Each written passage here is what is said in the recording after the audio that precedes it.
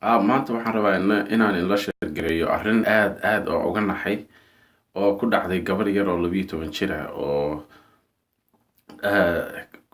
gaalkacyo arrin xun oo ka dhacday shalay. Marka ila sheegayo ila daawada.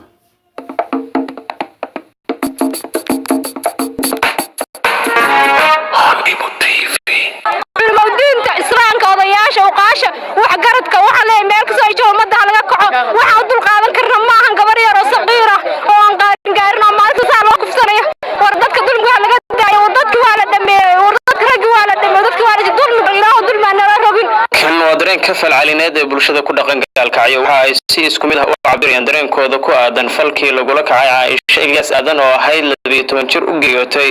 jirdil cid aan haybtooda la aqoon ay geysteen. Eelkoodu waxa uu sheegay subaxdii hore ee shalay oo xad ahayd inay u dirsadeen kadibna jidka laga qaatay tan iyo shalayna ay baadi goobiyeen sasaaka oogta hore iyadoo meed ah xaafada la soo horay maqalka xogtan kadib waxa magaalada ka bilaabmay dibadbaxyo lixaad leh oo looga soo horjeeday intan ugubka ku gobolka iyadoo banaanbaxyadu markii dambe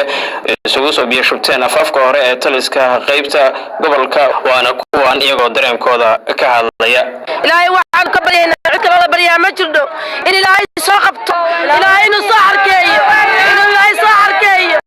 inuu sharci soo dhigo in ilaahay soo qabtaan ilaahay ka baryayn matullaahi wa barakaatu. waxaan codsanaynaa Puntland madaxweyne Danay waxaan ka codsanaynaa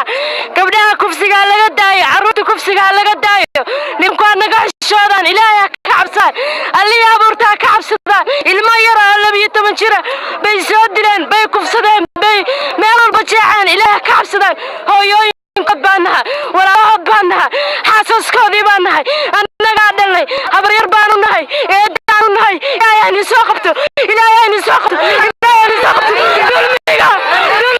ma aan noolaan karno saan nolol ma aha saan kuma noolaan karno haddaan nahay gabdho dhalinyaro barnaamijka uma bixi karno wax ma soo qabsan karno wax ma baran karno heer waxaan gaarnay aan bixi karin aan wax soo baran karin aan buug aan soo akhrin karin saan nolol ma aha saan rag sidaan ka bedel waxay dilayaan waxay kufsanayaan waa gabar walaashooda waa hooyadooda waa habar yartooda waa xaaskooda waa eedadooda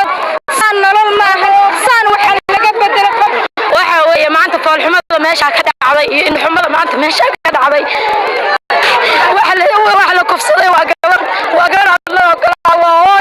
hooyo dhashay weynada noqotay maanta dhibaato meesha ka taagan rag baa geystay tanoo kalena hadda ka hor kama dhicin gaalkacyo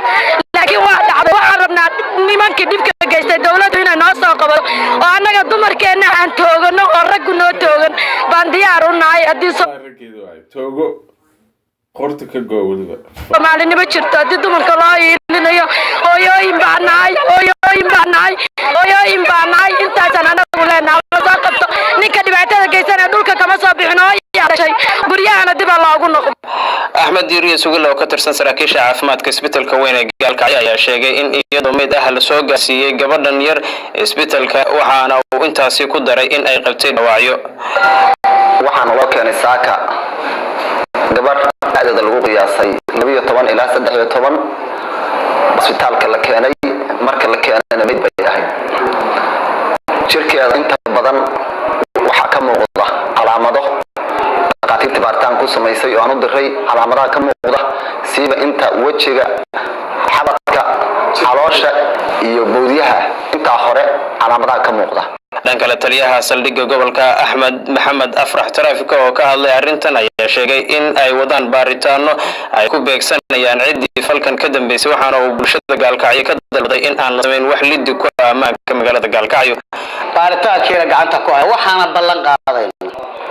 hadana ilaahay ka waay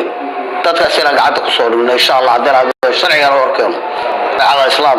إن هنور سوت ورتاجنا وعن كعصنا إن هذا وقف إذا يا صحافة وعن كعصنا يا أمد خير بنت الله خير قال كعيو كيسك والله راجلا إن كيسك الله راجلين بشوفنا يبوغا يغرضك يمهداراتك ينعوها الأرضي وحين كردين ويان قبل وأنا كدمتي قبلين إن تشوشنو إلا تشوشيو بوقي حسرات. السلام عليكم ورحمة الله وبركاته. عبد الخير محمد عبد الله يرون كابل تي في قال كعيو.